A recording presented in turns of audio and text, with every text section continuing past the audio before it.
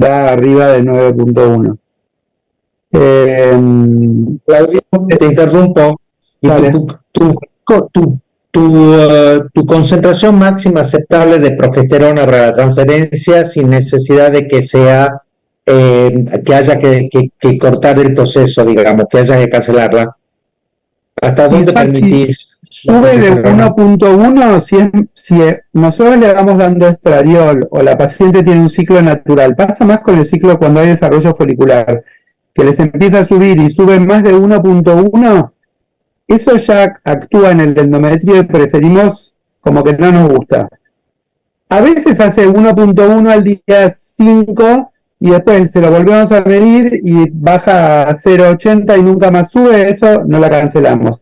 Pero si tiene 1.1 y en la siguiente control sigue teniendo 1.15, 1.2, preferimos no transferir en ese ciclo porque creemos que eso tiene un impacto en la ventana de implantación. Y negativo. ¿En qué punto consideras que hay que coadyuvar? ¿Hay alguna relación con una baja dosis de progesterona a pesar de la administración que vayas a hacer de ella, que necesites coadyuvarla con o el sildenafil o el otro que me dijiste, la pentoxifilina?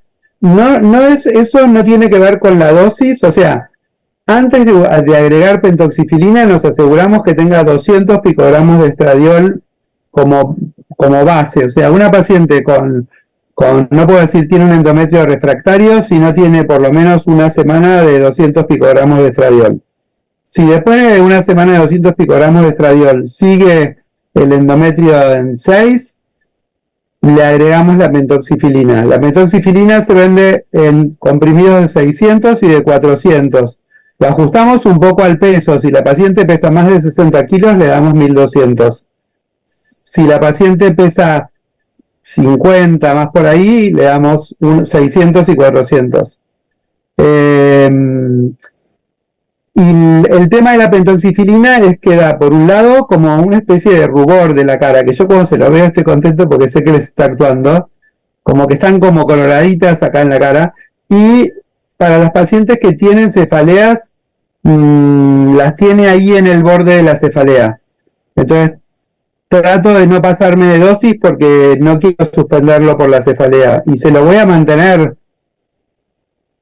hasta que le hago la eco que veo un embrión con latidos, o sea, porque ahí me da miedo suspenderlo. Veces que lo suspendimos, los embriones embarazos se detuvieron, ahora lo mantenemos hasta después de la eco basal, a las 9 semanas bajamos a 600 y como hasta las 10, 12 semanas se lo mantenemos. No hemos visto ninguna publicación, es una droga de grupo B. Y no hemos tenido, y la usamos mucho, la usamos no como algo que restringimos. Perfecto. ¿Dudas, preguntas? Por favor. No hablé para tratar el endometrio fino, que es como todo un tema gigante, de la inyección de HCG intrauterina, que hay algunas publicaciones que dan buenos resultados. Nosotros la verdad que lo hicimos un par de veces, unas embarazó, otras no, pero no me da tanta seguridad. Sí, lo que hacemos es plasma rico en plaquetas intrauterino y hemos visto significativa mejoría de los endometrios refractarios con el plasma rico en plaqueta intrauterina. Perdón, Luis Ángel, bueno, alguien levantó una mano. Sí, ahí Susana.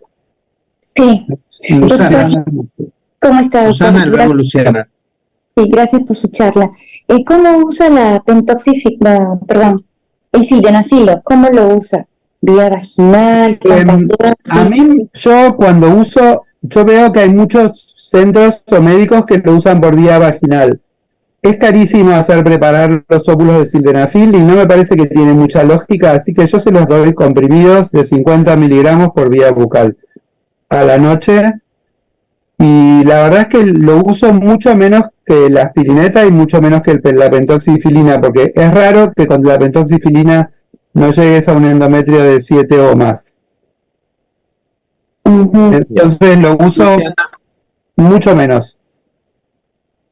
Sí, aquí en Perú usamos muy poquito pentoxifilina, casi no usamos, creo que no tenemos. Está muy de moda y es difícil de conseguir porque le han demostrado que sirve para muchas enfermedades neurodegenerativas, para un montón de cosas. Entonces, aumentó mucho la demanda en proporción a la producción. Hoy es difícil conseguirla. Pero seguramente hay, ¿eh? Se llama pentomirón o Trental 400. Los andrólogos en una época lo usaban para mejorar la irrigación testicular. Yo la conocí usada por los andrólogos a 25 o 30 años, cuando no había tanto ICSI, cuando no estaba el ICSI. Y cuando usa plasma rico en plaquetas, hay al parecer diferentes formas de preparación, activarlo con el calcio, usa una vez, usa 2 veces. ¿Cómo saber cuál es la mejor forma de preparación?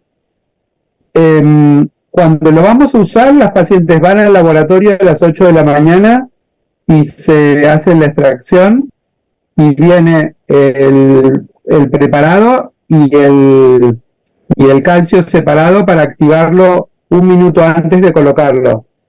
En el ovario no es tan importante la activación, cuando se usa la activación no es tan importante porque al uno pinchar el ovario, ahí hay sangre y la sangre activa el plasma, o sea, lo activa. En el endometrio tenemos que tratar de que no haya sangrado, entonces utilizamos un catéter de transferencia, lo ponemos muy suavemente bajo control ecográfico y lo activamos un minuto antes. No lo puedes activar mucho más que un minuto antes porque se empieza a solidificar. O sea, es medio rapidito que tenés que tener todo preparado. ¿Y si te lo entregamos? 1 mililitro. ¿Cómo? Inyectamos 1 mililitro en la cavidad uterina. Inyectamos 1 mililitro en cada ovario cuando inyectamos en los ovarios. Gracias, doctor. Luciana, por favor. Y mi pregunta es, hola, buenas noches. Hola, ¿qué tal? En relación a la morfología del endometrio, cuando tenés los endometrios ecogénicos, alcanzaste el espesor, incluso tiene una buena vascularización Doppler, y el endometrio persiste ecogénico, probamos con ciclo sustitutivo, con ciclo natural, y la paciente hace esos endometrios ecogénicos. Bueno, a veces transferimos y algunas se embaraza, pero normalmente baja mucho la tasa de implantación, no tener un endometrio trilaminar o transicional al menos, esos que son bien ecogénicos, ¿qué estrategia? Pues en general no depende del estradiol. En general tienen progesteronas un poco altitas, las de los endometrios ecogénicos. Desde el principio del ciclo le medís la progesterona al día 3 y te da 1,9, y en la fase folicular suya espontánea también. Yo vi que esa progesterona de origen endógeno, cuando es folicular, no me preguntes el mecanismo, yo no lo inventé, pero lo leí. Y lo hice con la corticoides, no sé por qué mecanismo, la que tenía progesterona alta en el ciclo natural no lo tiene más. Y la que tiene progesterona alta con los estrógenos del ronfase también se baja. Con deltisona B, ponele 8 miligramos por día, que no es una dosis altísima. No sé, y pregunté a varios superfisiólogos y no sé bien el mecanismo por el cual logra que... Porque es de origen ovárico esa progesterona. Sí, yo era una paciente que es de origen ovárico aberrante. Ciclo previo, después arrancó, pero hay otras que he hecho análogos del ciclo previo, Sí. anulado la hipófisis y aún así sigue ecogénico, o sea, desarrolla el espesor, pero Sí, siempre... por eso, no, con el Lupron, con el análogo previo no lo arreglas.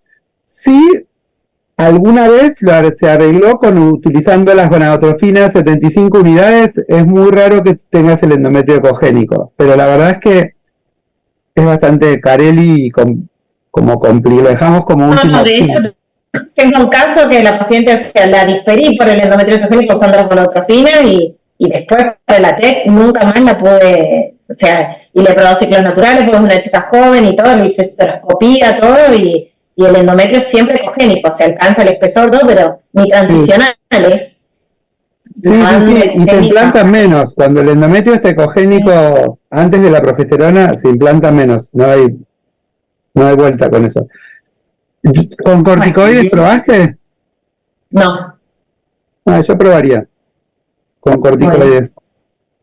Y si no, con gonadotrofinas, pero bajita dosis, como al día 5, para que crezca desarrollo monofolicular bien suave.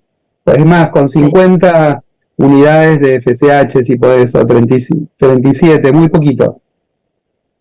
No sé qué hace, le hace el efecto la gonadotrofina actuando localmente en el endometrio.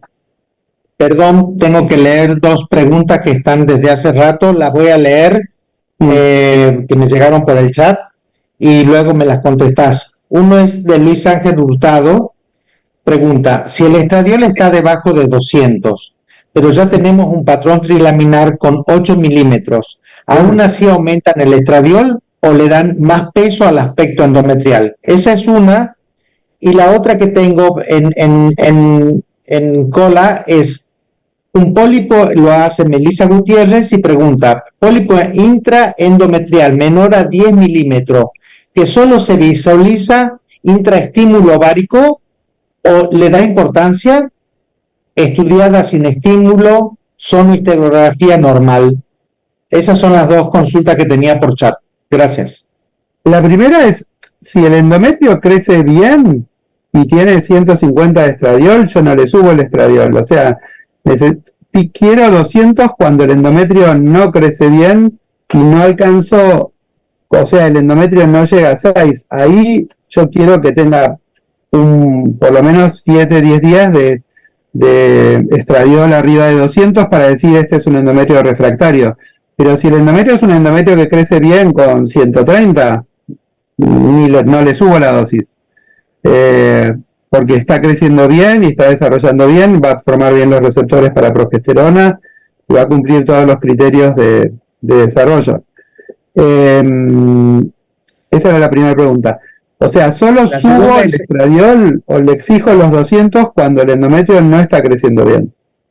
O por ejemplo, es un 6.7, a mí me gusta más que mida arriba de 7. Transfiero con entre 6 y 7, pero la verdad es que estoy más cómodo, como que me parece que tiene mejor endometrio si tiene más 7 punto algo. Entonces, si ahí yo veo que el estradiol está bajo, se lo subo, pero si el endometrio crece bien, no le subo el estradiol.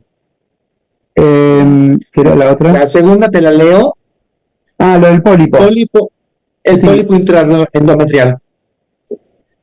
Lo que yo dije que era difícil la transferencia es el pólipo endocervical, que no me preguntes por qué, el catéter muchas veces se engancha en el pólipo. Pero el pólipo endometrial, nosotros le damos valor a todos los pólipos. O sea, yo con lo que le cuesta el tratamiento a la paciente, encuentro un pólipo primero, cuando yo ya sé, no sé si hacen histeroscopía ustedes, pero si yo entro a la cavidad uterina con gas, con líquido no se nota tanto, pero con gas, entras a la cavidad uterina y si yo no sabía que había un pólipo, yo ya sé que hay un pólipo porque parece que estás entrando con detergente. Se forman burbujitas, burbujitas, burbujitas, lo cual indica que hay un medio hiperproteináceo diferente que el fluido endometrial no es igual cuando hay un pólipo que cuando no hay. Porque el pólipo produce ese moco, como esa mucina que altera todo el fluido endometrial. Y el fluido endometrial es importante para la supervivencia del embrión, para la implantación, para la microbiota. Entonces, no importa el tamaño del pólipo, para mí los pólipos son todos importantes y yo no le voy a poner un embrión que me costó un trabajo lograr a una paciente con un pólipo. Si quiere que le transfiera con el pólipo, tengo 3 embriones, le voy a transferir el peor y después le voy a hacer la histeroscopía. Pero a mí, yo cómodo, a mi hija no le transfiero un embrión con un pólipo. De 5, de 4, de 3, con cualquier imagen endocavitaria, después lo que ves es mucho más grande que lo que viste en la eco siempre. Lo que parece una sinequia chiquita en la hístero, después entras y es un pegote, te está todo pegoteado. Lo que viste un pólipo chiquito, después tiene 3 pólipos, no 1. Bien. O sea, justifica hacer una histeroscopía antes de transferir. Susana, ¿tenías pregunta? ¿Tenés tu mano alzada? Ay, perdón, no la bajé, disculpe. Bueno, ¿algún comentario más? Sí, que yo quería hacer una pregunta. Buenas noches. Buenas noches. Si encuentra un hematometra dentro del endometrio a la hora de transferir, ¿cuál es su tratamiento? ¿Cómo maneja esos casos? Y otra sí, eso básicamente. Hematometra significa como que hay una dificultad para el vaciamiento de la cavidad uterina, que en general es una sinequia baja que puede ser intrauterina o del canal cervical.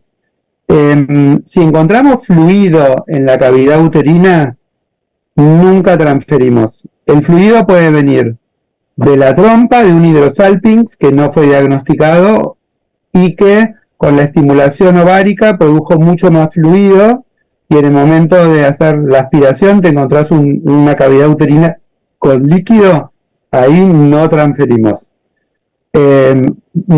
Investigamos bien si es de origen histeroscópico o el otro origen que ahora es muy frecuente, porque la lamentable enorme difusión de las cesáreas, es el lismocele. El lismocele, no sé si hay si en el programa, yo no vi todo el programa, por eso no sabía bien hasta dónde me metía en cada tema.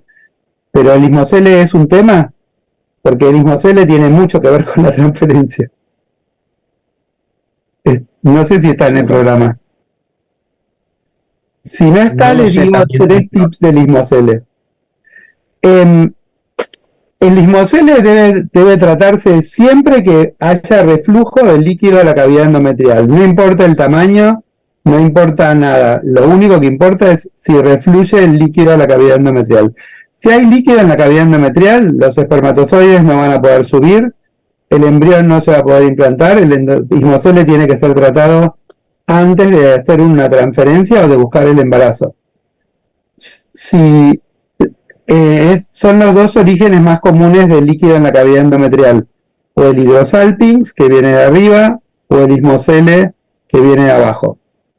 Y a veces la endometritis, pero cuando es una endometritis como que te da todos los bichos, que si hicieras un cultivo te debería dar bacterias, pero esas son las 2 causas y no debería transferirse a un útero con líquido un embrión. O sea, el embrión, bueno, es algo muy difícil de lograr. No tenemos que decir, bueno, se lo transfiero a ver qué pasa. No, es muy valioso. Entonces, para transferirlo tenemos que darle las condiciones lo más próximo a lo ideal. Miguel sabe lo que cuesta formar un embrión en el laboratorio. Es mucho trabajo. Después lo que cuesta cuando el médico viene y dice, ¿por qué no hay buenos embriones? No sé, veremos. Claudio, tengo una pregunta yo, que es una inquietud. Vos tenés una paciente, pongamos el ejemplo, tenés una paciente, estimulás, haces una hiperestimulación ovárica controlada, descargas más de 14 folículos o de 10 folículos. ¿Con qué estradiol plasmático cancelan la transferencia por alta concentración de estrógeno de estradiol? ¿No? Es variable. En realidad nosotros le damos mucho valor al líquido fluido peritoneal. Nosotros hacemos algo que no es tan común. Siempre que hacemos la aspiración, lo primero que hacemos es mirar los folículos y mirar si hay fluido endometrial. Fluido, digo, y peritoneal. Si hay fluido peritoneal, lo aspiramos antes de aspirar los ovarios, porque después cae sangre y te cuesta más aspirarlo. Esa es una medida que tiene un efecto preventivo muy importante sobre el desarrollo del síndrome de hiperestimulación ovárica, porque eso está siempre, ahí están todas las sustancias del sistema calicreína, quinina, etcétera, que son las que generan la trasudación del ovario, y si no está ese líquido con esas sustancias, no se genera el síndrome o se genera en mucho menor grado. Entonces, si hay fluido peritoneal abundante, no me importa tanto el valor de estradiol, le difiero la transferencia, porque tiene riesgo aumentado de desarrollar el YEO. Y 2, si los ovarios están muy grandes, si los ovarios total mide más de 10 centímetros, no lo transferimos. Después, el valor, no usamos un valor. Si la paciente tiene 2.700, 2.800 y se hizo bien la recuperación y está bien, la evaluamos a los 3 días con otra eco. Si ahí no hay fluido peritoneal y la paciente quiere transferirse, la transferimos. Si la paciente tiene 3.000 de estradiol, el valor de la progesterona del día del HCG no es 1:1 el que te corta, porque en las pacientes con respuesta alta, la progesterona de 1:1 no es predictivo de un mal endometrio. Bueno, les embarro mucho la cancha, pero ahí puede ser más tolerante y no les cambia las posibilidades de implantación. Sí, yo te diría, hemos transferido con 3.000, pero 3.000 es un límite que uno puede ponerse. Pero es más por lo clínico que por el resultado, o sea, por varias cosas. Pero si tenemos dudas, preferimos diferir. La verdad es que nuestra tasa de embarazo con los embriones congelados es más alta, pero es verdad que le encarece. Por un lado, separar la congelación de la transferencia de la aspiración para la paciente emocionalmente es un alivio, porque la paciente que está con 3.000 de estradiol emocionalmente está en la montaña rusa, o sea, no está como facilitado estar tranquila, pacificado, relajada. Entonces, que le separes la transferencia, para mí, emocionalmente, para llevar el tratamiento, está muy bueno. Para la paciente que tiene una respuesta normal o baja, creo que está bueno transferirle, porque muchas veces tienen mejor endometrio que el que tendrían cuando las tratamos después de preparar. Pero no tengo un valor, yo diría 3.000, pero por decirte un valor, no es un valor, es más la parte clínica. Y observaste, por ejemplo, en aquellas pacientes que tenés que descargar con HCG versus el Gonapeptil, si me equivoco el nombre del medicamento, perdón, mayor tasa de cancelación de transferencia en fresco que con HCG, según lo que descarga, el trigger. Nosotros excepcionalmente usamos solo Gonapeptil para descargar, porque tuvimos algunas pacientes, sobre todo las muy flaquitas, y nosotros en San Isidro las chicas son todas flaquitas como modelito. En el hospital no, pero el Body Mass Index de las pacientes es 20 promedio, 21 con toda la furia. O sea, hay muchas flaquitas. Las flaquitas muchas veces el hipotálamo y la hipófisis no le funciona tan bien.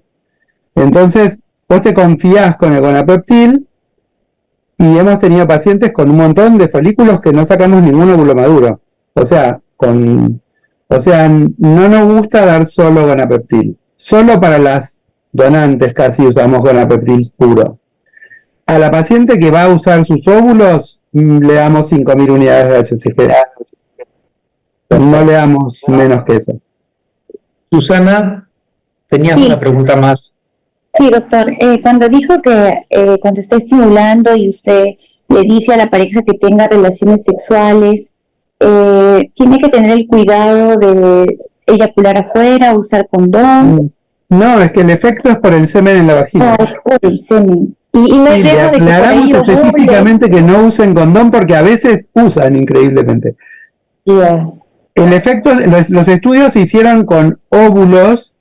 En una presentación en ASRM justo tuve al lado mío, en el póster de al lado, las que hicieron el trabajo. Entonces charlamos un montón. Les hacían preparar óvulos de plasma seminal.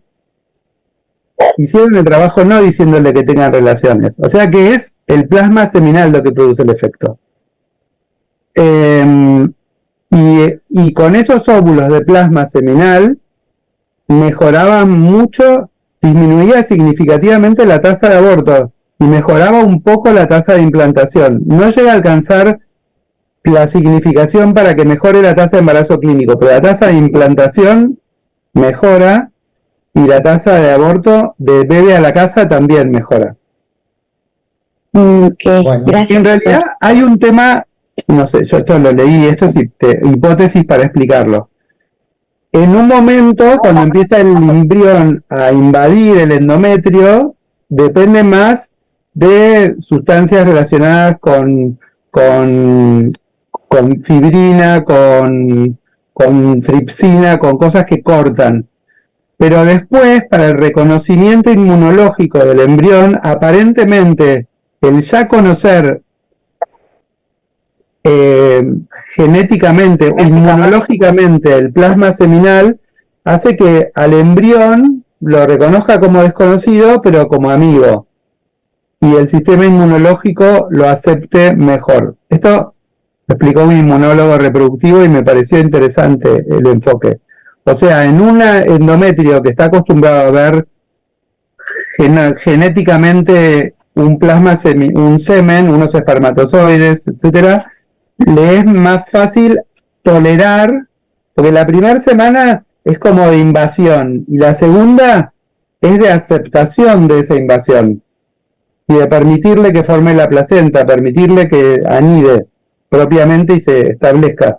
Y en esa parte, la parte de reconocimiento inmunológico es donde ayuda la parte del semen. ¿Eso no serviría en caso de donación de los óvulos de plasma seminal, no? Y en el caso de donantes, tampoco, a no ser que compren muchas muestras para irle tirando. Okay. Gracias. ¿Alguna pregunta más? Pero es importante hablarlo con los pacientes porque las pacientes y las parejas creen cuando empezás a estimularlo que entraron a la caja de cristal y les altera todo.